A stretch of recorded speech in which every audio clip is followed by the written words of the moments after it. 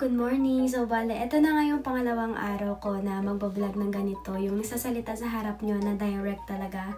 So, sana matuloy-tuloy ko na yung ganito kasi gusto ko talagang ma-achieve yung ganito. Yung kagaya kila Ivana na yung, alam nyo yun, yung hindi natetenga alam nyo ba hindi natetenga? Yung hindi nawawalan ng topic, yung tuloy-tuloy magsalita at yung hindi masyado nabubulol kapag nakaharap sa camera. So, gusto ko maging confident, kagaya nila. So, ayun, kaya tinatry ko talaga yung best ko. Bale, kukwentuhan ko lang kayo kung ano yung nangyari sa akin kanina. Kakarating ko lang kasi, mga nasa 8:30 na ng umaga ngayon. Kakarating ko lang galing sa walkthrough ko sa isang trabahong ina-applyan ko. So, lucky, pinagpirma naman ako ng kontrata. Pagka uwi ko, may nag-email agad sa akin. So, feeling ko, matatanggap naman tayo. At sana, kapag natanggap talaga ako, pero yun nga, feeling ko natanggap talaga ako. Pero sana kapag nakapasok na ako doon is, maging okay yung mga kasama ko, yung hindi na ganun ka-toxic, unlike sa dati kong naging job. So, sana maging okay ako doon at magtuloy-tuloy na doon ako magtrabaho. Kasi maganda talaga doon yung mahirap lang doon is sobrang lamig. As in, yung suot ko kanina, nakadalawa akong dobleng puffer. Dalawa daw, pero 4 na yan, be. So, nakadalawang dobleng puffer, naka-bonnet ako, naka-face mask ako, naka-gloves ako. Tapos, yung pants ko, dinoble ko din ng isang waist lang. So, bali, 2 pants yung suot ko pang baba. May t-shirt ako, tapos meron akong pang inner na pang malamig. So, bali, yung top ko is 4 na suot. So, ayun, sobrang lamig kasi pumapatok ng 5 degrees pababa yung doon, yung temperature sa loob. Kasi yun, factory. Pero anyways, hindi ganito yung suot ko kanina. Nagbihis na ako, ayan. Mukha bang ako nagbihis. Tapos, kung nakikita nyo, pero makikita nyo kasi yung bed ko kung ibababa ko pa. Pero yung pambaba ko, nakapants na ako. Bala ko kasi ngayon mag-walking. di ba? Mag-i-start na naman tayo mag-day 1 walking ngayong araw. And then, pagkalabas ko, ipapakita ko sa inyo kung saan ako kumukuha ng free pantry. And itutour ko na rin kayo sa labas, lalo na sa mga park. Ang gaganda kasi ng mga park dito at libre yung mga yon. So, tara, ready na ba kayo? Tara, samahan nyo na ako! Pero wait, at dahil nga malamig sa labas, magsusuot pala ako ng puffer. Pero yung manipis lang na puffer. Ayan.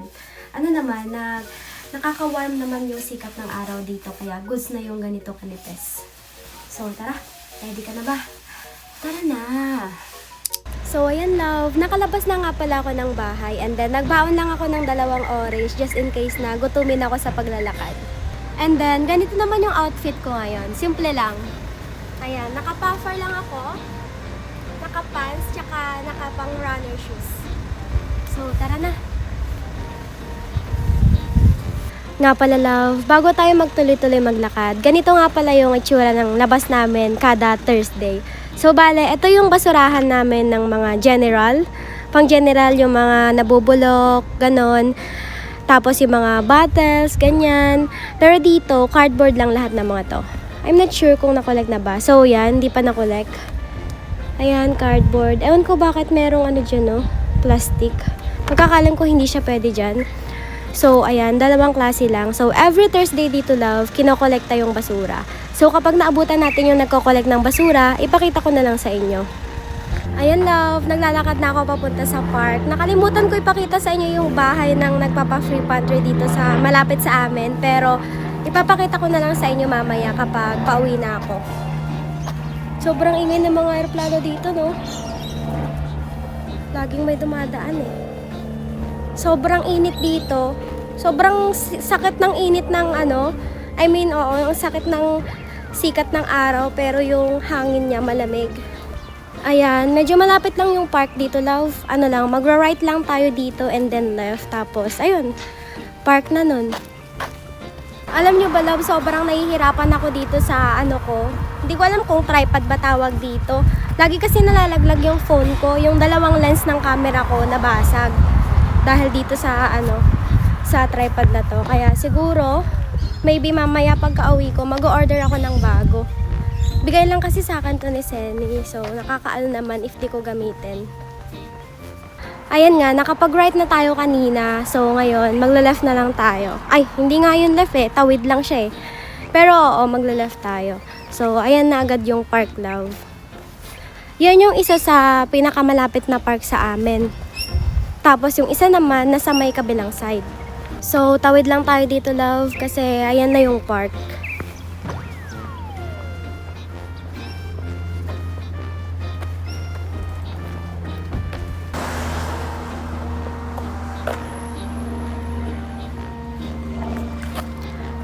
Ayan nga, nasasad ako kasi parang wala yung mga ibon dito na parot. Madalas kasi, nandito yung mga parot na ibon. Ah, ayun! Kita nyo ba? Nandito sila. Saan na yun? Ayun oh. Hindi lang masyado mahalata sa ano.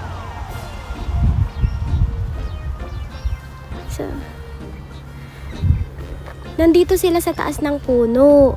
Puno nito. Oh, kaya pala ang daming mga nalaglag na ganito. Kasi alam nyo ba, love, yung mga parrot dito, kinakain nila yung ganito. Hindi ko alam kung saang part dito, pero feeling ko yung buto nito. Kasi ayan oh, wala nang laman. Ayan. So, kapag tumingala ka dito, love, may mga parrot dyan. Ayan oh. Ito yung isa. Feeling ko makikita nyo na. Ayan. Diba? Hello! Ang cute nila. Minsan, marami yung mga yan. As in, sobrang dami talaga. May mga white, may green, iba-iba yung kulay. Mamaya kapag may nakita ako, ipapakita ko sa inyo.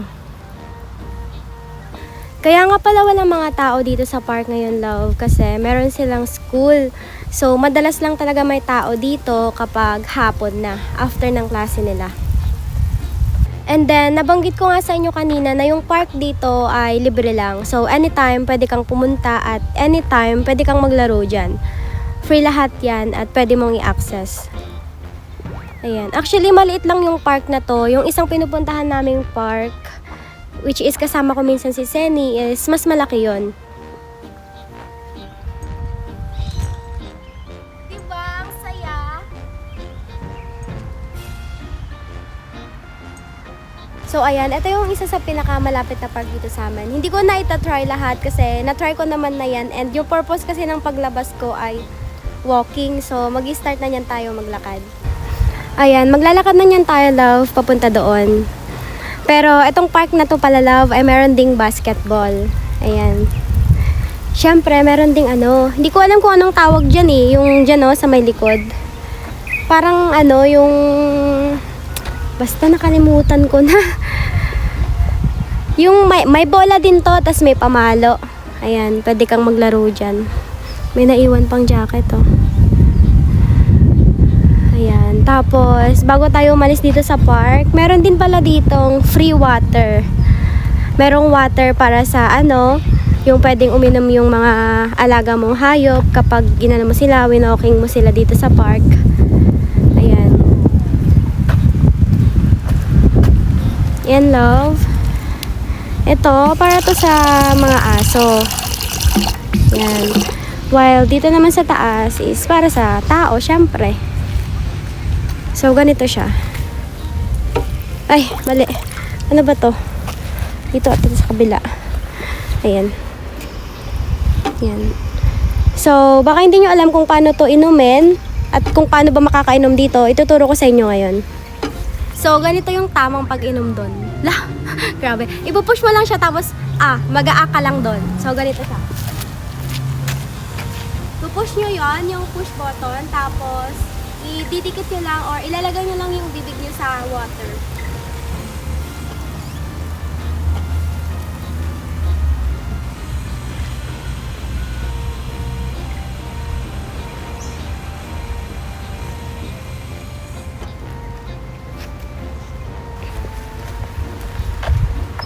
Di ka nga rin pala dito maglaro ng soccer, love.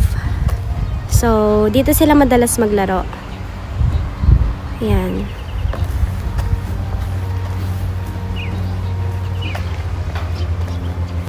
Alam nyo bang uwing-uwi na ako ng Pilipinas, pero kapag napapanood ko yung mga balita at nangyayari doon, parang napapaatras ako. Lalo na kapag ganito yung ipagpapalit ko. Sobrang ganda, 'di ba? Sobrang ganda lalo na kapag stable ka na, PR ka na, yung wala ka na masyadong babayaran.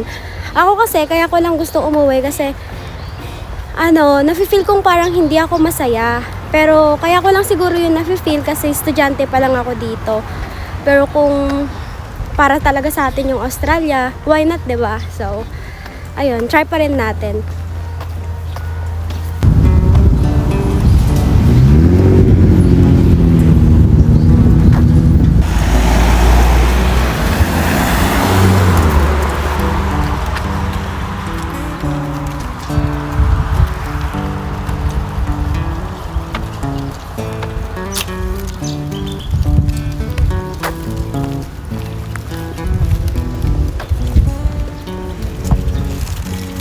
Nakakapagod din kaya maglakad kapag ganito yung daan, yung pataas lang. Pero yung view dito, love, sobrang ganda talaga. Ang relaxing. Autumn na nga pala dito, love, kaya nagsisilagasan na yung mga dahon at nagpapalit na sila ng kulay. Ayan, 'di ba? Sobrang daming dahon na nalalaglag, nahahangin kasi dry na sila.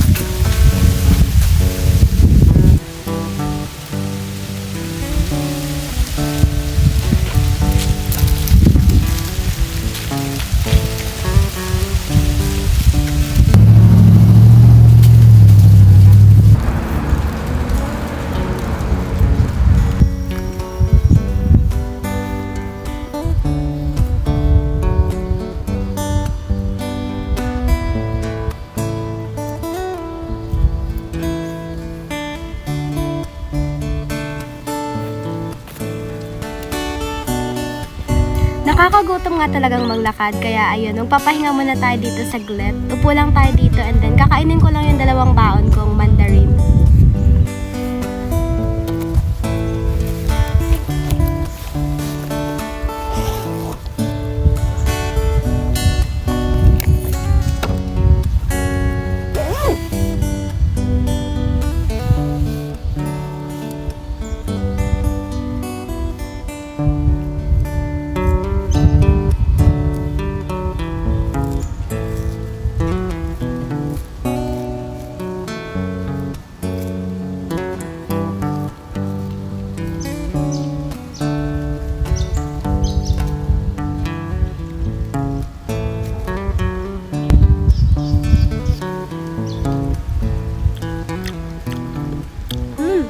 Asim pala.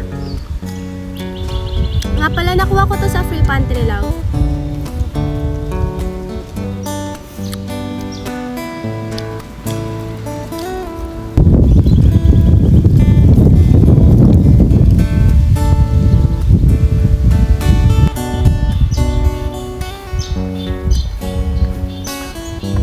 Rinig nyo ba yung mga huni ng ibon?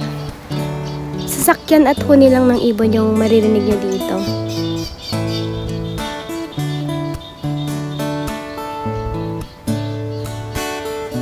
So, doon ako nakaupo kanina, love. Sa may bandang puno na yan.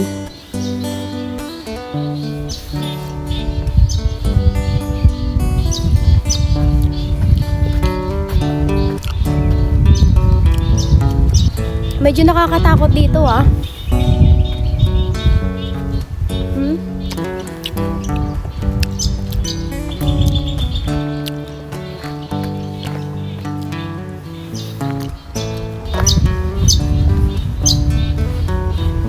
Nadaanan ko na naman yung puno na to, love. Naku-curious talaga ako kung anong klaseng bunga yung binibigay ng punong to. Para kasing grapes, pero for sure hindi yan grapes kasi yung grapes, 'di ba? Ano siya? Tawag dito. Yung umaakyat, mahaba. So ganito siya, oh, yung bunga niya kapag natuyo. Ayan. Nga pala, dito sa Australia, kapag may kalat ka, at nakikita nyo yung mga basura nila sa labas, ayan, kasi nga Thursday ngayon, so tag-kolektahan talaga ng basura, bawal mo pa rin itapon yung basura na galing sa'yo mismo. Bawal mo itapon sa mga basurahan nila. Feeling ko may fine yun. Kaya yung pinagbalatan ko ng orange, hanggat wala ako nakikitang basurahan sa my park, hindi ko tinatapon. Nilagay ko siya sa bag ko. Bawal yun dito. In fairness, yung pangalawang orange, matamis na.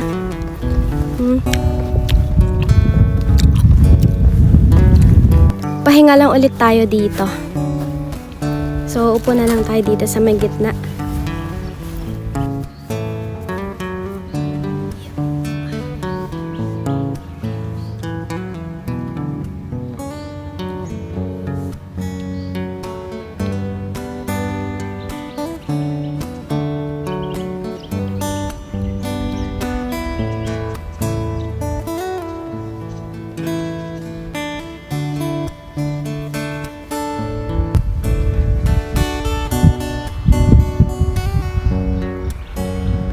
So, ayun love, pauwi na ako kasi hindi talaga kaya ng sikmura ko yung orange. Kaya, pagka-uwi ko, magluluto ako ng pananghalian ko.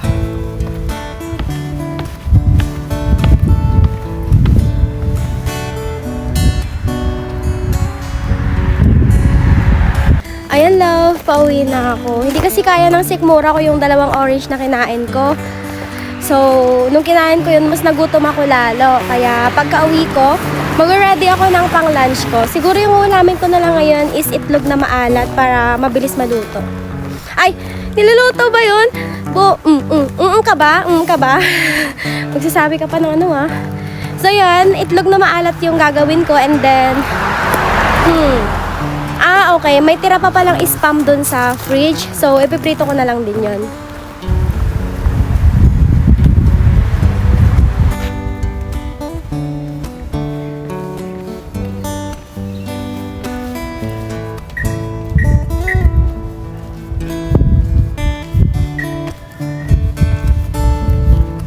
Ayan love, malapit na tayo sa bahay. So, madadaan na natin yung bahay ng napaka-generous naming kapitbahay. Yung nagbibigay ng free pantry. So, dito yung bahay nila love. Basta dyan yun. And then, yung bahay naman namin ay banda dun lang. Yung katabi ng yung kapitbahay ng may white na car na yan. Malapit na tayo sa bahay. Makakapagluto na tayo ng lunch at makakakain na ako. Babawiin natin yung nilakad natin ngayon sa lunch natin.